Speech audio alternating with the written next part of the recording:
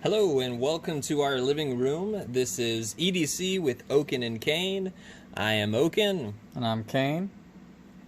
And today we've got a top 5 video for you guys on our most carried knives for the month of May here in 2020.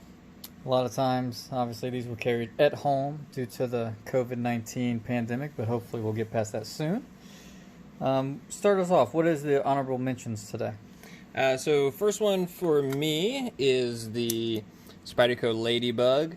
Now, the only reason I put it as an honorable mention is because although this is carried with me more than anything else you'll ever see on the table here, I don't really consider it kind of a standalone EDC knife, and so that's kind of why. But yeah, absolutely, very, very tiny, great for on the keys. I normally just have it in the bottom of the pocket, but all in all, great knife. And that variant is a sprint run from, I want to say 2019, yeah, Vitoku 2 steel. Let's see if I can get that in focus. There we go. There you are. So Vitoku 2 is the core, and then the sandwich steels on the outside is that SUS 410, which obviously scratches up pretty easily. I really like having the S lanyard on there. You can get a nice 4-finger grip. It's so small. Something, just a little thing, but yeah, really does add to that full grip on it. What you got for us? My honorable mention, which is probably my most carried knife as it's with me every day in my 5th pocket, is the Gill Ruck version 2. This is the brass variant. I also have a brass lanyard bead on here. Really like this knife. I had the aluminum version first and then upgraded when this version 2 came out to the brass. Has a very nice heft to it. Easy one-handed operation, just flies in and out. Really like this one. I carry it with me all the time, and you can just use it for anything, not have to worry about the blade. You can just replace it. So really a beautiful piece. It's always nice having a box cutter like that, because if it dulls halfway through the day, plop the blade out, put a new one in. You know, we can't always take a break in the middle of the day, throw it on the KME and get something resharpened up. So kind of nice to have stuff like that. Always nice. And Gill, the Ruck is just on point. Great little model from them. All right, so what do you have next for most carried? So next is going to be just a classic favorite. Can't go wrong with Spyderco Military here.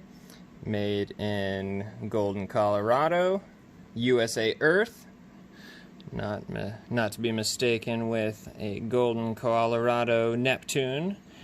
But yeah, CTS 204P steel, forest green G10. I absolutely love that knife. Just a big bruiser of a knife. Stark contrast to the old Ladybug. As you can see, a size comparison. Yeah, a tad bit bigger. A little bit. Almost fits in the blade or the handle, whichever you prefer. But yeah, nice little variations. What's your 5th one? So number 5 for May 2020 would have to be the ZT0562 carbon fiber. This is just a classic nice knife from ZT. I feel like it's one of their best models. It's a Hinderer design. Has the deep carry pocket clip, which I love. Comes off the end of the knife, which you can't really get much more deep carry than that, and then you don't have to have the screw holes and stuff for the pocket clip. Absolutely beautiful grind lines, as you can see there.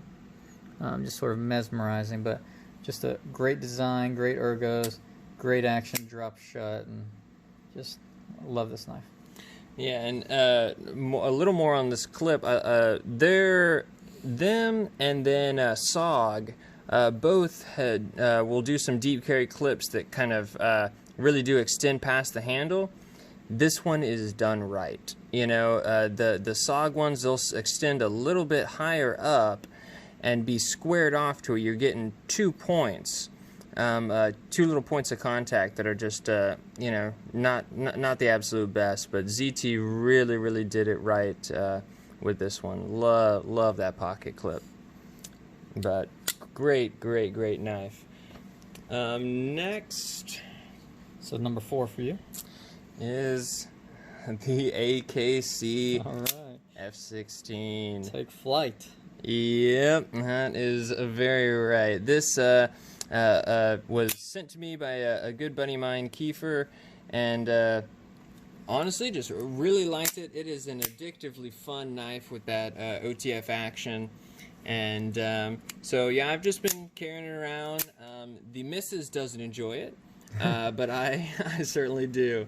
It's a nice little knife. I really love how they did the grip tape on this side, so you have a little bit of traction, but not on the side with the pocket clip, so it's not tearing up your pants when you put it in. Also, I feel like it's very easy to actuate compared to most out the fronts. So, especially new Microtech, they're just sometimes a bear to get open, but this one is broken in very nicely. So especially for the price, that's a good. Good choice. Around $50 normally you can find them in different variants. So what you got next for us? So my next is another ZT. This is not a ZT advertisement, just sort of how it worked out this month. But this is the 0850 carbon fiber sprint run edition. It's very sinister looking. I love just how well they did this knife. They still have the satin grind on the blade, and then the flats with the DLC black. Just very nicely done and extremely lightweight. It's a very, very big knife, but it's deceivingly lightweight. Very nice. Yeah, no, by them doing the sub-frame lock, it cut out so much excess weight. And yeah, this thing is more on par with something like a PM2 weight-wise than a lot of your standard ZTs. Yeah, the big chunk of titanium on the back, I think, really makes a difference. Oh, yeah. So, yeah, that guy right there, insanely lightweight. And I believe, what is it? Yeah, Sienkiewicz and Rexford collab right there. Can't go wrong with that. Whew. What you got next? Oh, yeah. Skip you? Okay, all right. Next for me is my one and only ZT. Pardon well the... used. Yeah. Pardon the dirt.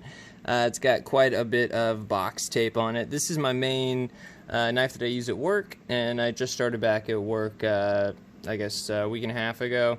So back in the swing of things there, and this guy is definitely along for the ride.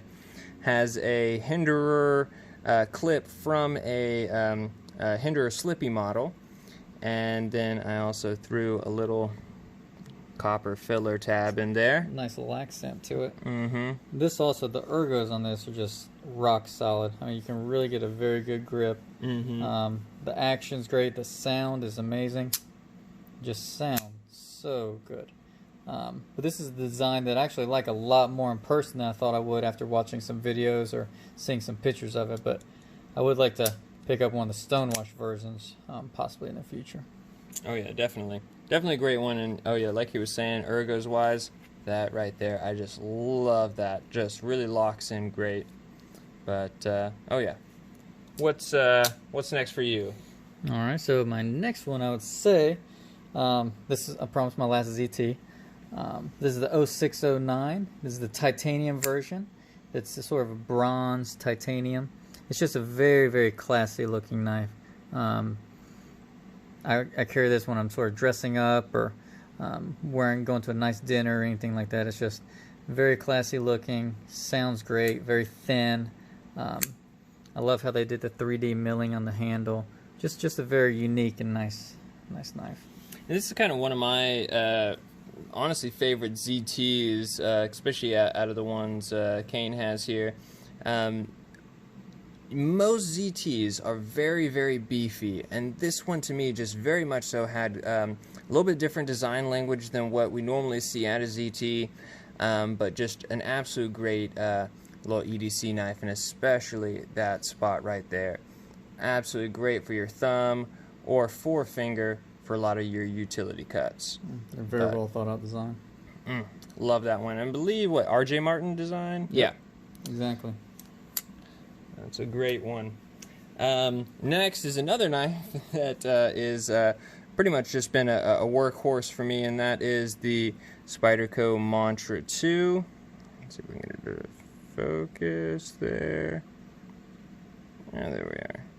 Mantra 2 titanium and M4 steel. This M4 has been trucking along pretty well so far. It is going to be a pain to sharpen, but you certainly won't have to do it very much. Nice little patina you have going there. Yep, it's got a patina coming in. It is getting a tad bit of surface rust in some spots. Probably need to clean it up, but great knife, real slim package, and can't go wrong. I love the deep carry wire pocket clip that Spyderco does. Just very, very simple, but it works so well. I really like it. Are these titanium scales? Yep, titanium scales. Still does have a stainless steel lock bar insert in there as well. But oh yeah, great knife. Nice. I think they discontinued it a year or two ago, and so yeah, I was able to snag that for pretty cheap. Very nice. So talking about the deep carry wire pocket clip, my next one would be none other than the Spyderco Capara. This is just a fantastic knife. Look at the carbon fiber. They use it very well, contoured scales. I just love this knife. I got the CQI version, so it flips out and drops shut like a dream. Sort of like the PM2s. Just absolutely love this knife. The ergos, it just melts in your hand. This was originally made for food prep, and you can see that's why it doesn't have all the jimping and stuff up here. They don't want to get the food stuck, but just an absolute great EDC. And I honestly thought that not having the jimping was kind of going to be just a little odd for me. And I mean, you pick it up and your hand just locks right in there so well that, oh yeah, no, you don't miss it at all. So yeah, fantastic design by I believe an Australian maker, Alistair Phillips. Yeah. And I'll probably try to pick up that back spacer that he makes that makes it more like the original Capara. It's a little bit brighter red. But yeah, he makes those and sells them online, so I'll probably pick one of those up soon and switch that out. But that one definitely is a instant classic from Spyderco, in my opinion. They did such a great job with that one. So what do you have next? So my last one is going to be the TRM Neutron. So this is kind of a smaller batch, American-made company out of, you guessed it, Three Rivers, Massachusetts. And this is a great, real thin blade stock, real thin behind the edge knife. That I mean, I very absolutely slicey. love that. The stonewash blade. It's almost unbelievable how thin it is. Yeah, let's compare that to the so good Capara ergo. that we just did. Yeah. So much thinner. Flat scales, and you can change these pretty easily, can't you? Yeah. So the trick that they've done is this pivot. You actually the scales slip right over it. So you only have to take out these two side screws, and then you can adjust the scales without having to mess with the centering or action of your knife at all. So you can real quickly just swap them in and out. That's really convenient. Because a lot of times, especially once you get your knife dialed in, you don't want to take it completely apart just to change the scales. And they offer lots of scale options, which is nice. I even saw some wood scales the other day. I'm not sure if they offer for this model or not, but pretty interesting. They've done that. They've done different micartas, so a lot of good options and for good prices. But what's your last one? So I'd say my most carried this month would actually be the Spyderco Capara. Not the Capara, I just did the Capara. This is the Schmuck. So this is the 20 CV Knife Joy exclusive. Just a fantastic knife. So fidgety. Just the fidget factor is amazing. I did remove the second detent ball, so it just drops shut. You can open it by pressing here and swing it as well, but it doesn't just drop open, which is nice. Also added this MXG gear deep carry clip. I think it went very well with the lines of the knife. Just looks really nice and stonewash finish. This version did have the smooth G10 scales, which I do like, but it might be a little bit too slick for me in the summer. Micarta scales. So yeah, I might be switching out to either some micarta scales or even seeing what kind of titanium or other versions are out there. But absolutely love this knife. I think this is a great knife, and it's on par with some of the other knives from other manufacturers like the Benchmade 940. Very, very similar, very thin, and just a great offering from Spyderco. Yeah, no, definitely one of the best things Spyderco's doing lately. This and the Kapara as well has been some of my favorites. And then especially just the fact that this is a compression lock actuated by a button. So it's not necessarily a button lock, but more of the standard compression lock, but actuated by a button. There we are. You can see how that works. But I really hope they do more knives in that design, the button compression lock.